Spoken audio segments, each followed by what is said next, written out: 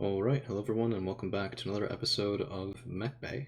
So today we're looking at the Summoner, specifically the Summoner E, and for those of you confused after clicking on the title, the Inner Sphere name for this mech is the Thor, but those dirty rotten clanners call it the Summoner.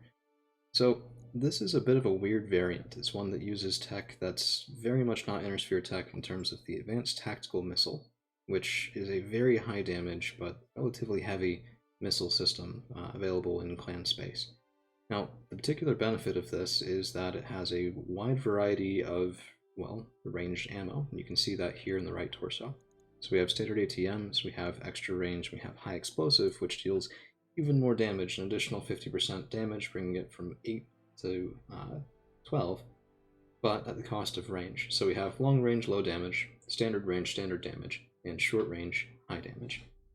We also have an ER PPC over here, and we are, as usual, not at our full armor capacity.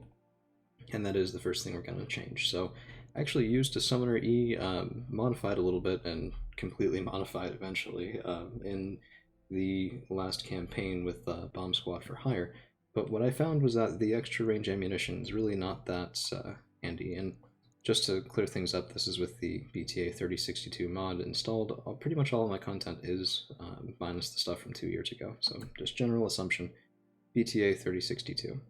Now if we pull those out, we get 2 tons remaining, and if we maximize our armor, we're still 0.625 tons overweight. Now, usually this is the part in these, this series where I will throw in an XL engine, or I'll throw in ferrofibrous armor or something like that to lighten the load. But this is an Omni-Mech. We can't change the internals, which is a little bit ironic. We can change the weaponry, but not the actual equipment. So we have no way, well, I mean, we already have an XL engine installed, but we can't drop the engine size to free up space. We can't remove jump jets or anything like that. So we have to do something else, and what I would suggest, I'm really not the biggest fan of ERPPCs. I think there's a lot more value out of something like a large pulse or an ER large. And I think what we're going to go for here, so large pulse, clan large pulses are 6 weight instead of 7 for the ERPPC. However, a clan ER large is 4. So we'll save 3 tons on that. Now we have 1.375 remaining, and we've also increased our heat efficiency to the point where we're actually sinking more than our alpha strike. So we're a little bit overcooled. That's not really where you want to be. You generally want to be just at the hairy edge of even. That way, you know, on a sprint you might gain a little bit of heat, on the move you might sink a little bit of heat, and then depending on the biome that you drop into, you'll have more or less problems, but generally speaking you'll be fine. Right, like you'd have problems in Martial or, not Martial, Martian or Lunar Atmosphere. But what we can do is we can throw in, well, one of my favorite weapons in the entire game, Clan ER Mediums.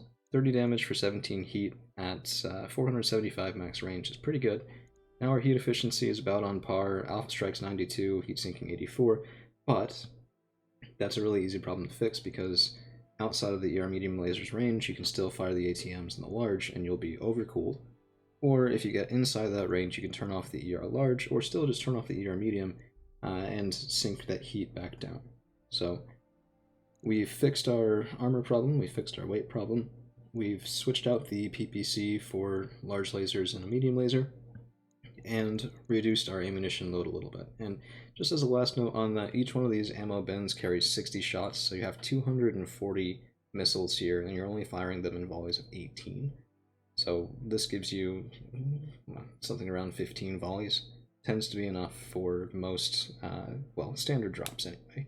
Could get you in a little bit of trouble on some of the more ammunition-heavy sorts of missions, but I tend to find that these Thors are mobile enough to allow you to really be judicial with your ATMs and get around behind another mech, do an alpha strike, and use the lasers that you have over here when you're not in that sort of advantageous range if you're expecting a long grindy mission. So that's all for this episode here today. Thors, Summoners, some of my favorite mechs. I hope you get good use out of it. Thank you all for hanging around, and we'll see you again real soon.